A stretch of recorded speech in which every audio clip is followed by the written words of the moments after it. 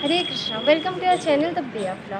तो आज के वीडियो में हम लोग पढ़ेंगे जो हमारे नए अमेंडमेंट्स आ रहे हैं आईपीसी, सीआरपीसी और एविडेंस एक्ट में, उसके बारे में पढ़ेंगे कि चेंजेस आ क्यों रहे हैं और मोटा मोटा देखेंगे ये चेंजेस है क्या और लॉ स्टूडेंट पे इन चेंजेस का क्या असर पड़ेगा। तो देखो, अगर आपने जूरिस्प्रूडेंस पढ़ा होगा तो उसके अंदर आपने बात पढ़ी होगी कि प्रोग्रेसिव सोसाइटी की निशानी है खुद में कि चेंजेस होना। तो बिल्कुल हमारी सोसाइटी प्रोग्रेस करी, उसका एक निशान है कि जो हमारे लॉ हैं वो बदल रहे हैं फर्स्टली। और सेकेंडली, ये जो लॉज हैं कहीं ना कहीं ये ब्रिटिश एरा को रिप्रेजेंट करते थे।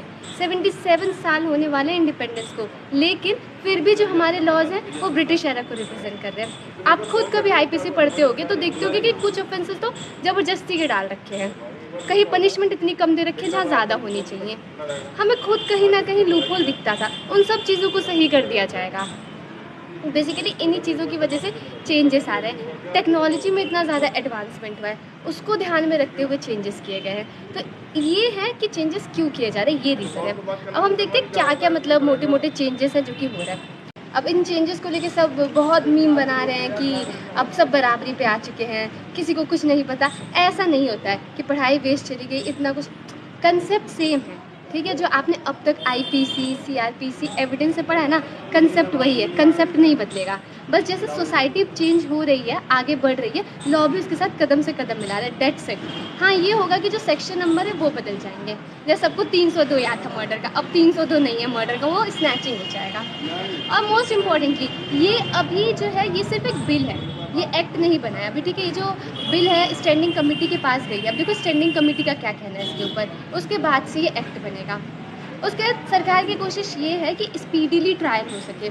एक आपने फेमस कोट सुना होगा, जस्टिस डिलेड जस्टिस डिनाइड। तो हम देखते हैं, हम कुछ भी जुडिशरी के कहीं पे भी किसी को बोलना होता है तो क्या कहते हैं कि there are so many cases piled up, so many cases piled up. तो सरकार ने इस चीज़ का ध्यान में रखा है, इन्वेस्टिगेशन के लिए लिमिटेशन पीरियड लगा दी।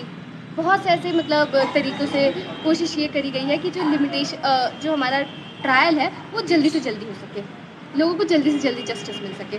फिर रेप से रिलेटेड प्रोविजंस को स्ट्रिक्ट कर दिए हैं। और जैसे सोसाइटी एडवांस हो रही है तो वैसे ही लॉ भी एडवांस हो रहा है। लाइक किसी वुमेन के साथ physical relation banana on the pretext of marriage और फिर शादी ना करना, उसे भी पनिशेबल ऑफेंस बनाया गया है, तो वुमेन के भी फेवर में है।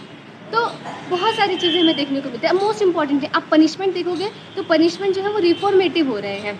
जैसे स्लेंडर का पनिशमेंट, स्मॉल थेफ्ट, ये कुछ चीज़ें, जैसे अटेम्प्ट टू कमिट सुसाइड, यहाँ पे जो पनिशमेंट है वो है सोसाइटी को सर्व करना। तो हम देख सकते हैं पनिशमेंट में भी चेंजेस हैं। तो अगर चेंजेस हो गए तो बहुत ही अच्छा रहेगा ये, ठीक है। वरना हम हमेशा कमी निकालते रहते कि लॉ ऐसा है। अब टेक्नोलॉजी भी बढ़ रही है तो टेक्नोलॉजी के हिसाब से भी लॉ में चेंज किया गया है, ठीक है। वीडियोग्राफी वगैरह इन सब चीज़ों को भी लॉ में लाया गया है। अब आप सोच रहे हैं कि देखो, बिलीव इट और not, I have a very soft corner for student community. हाँ, स्टूडेंट्स को दोबारा से सेक्शन याद करना पड़ेगा, लेकिन इतना हल्ला मचाने वाली क्या बात है।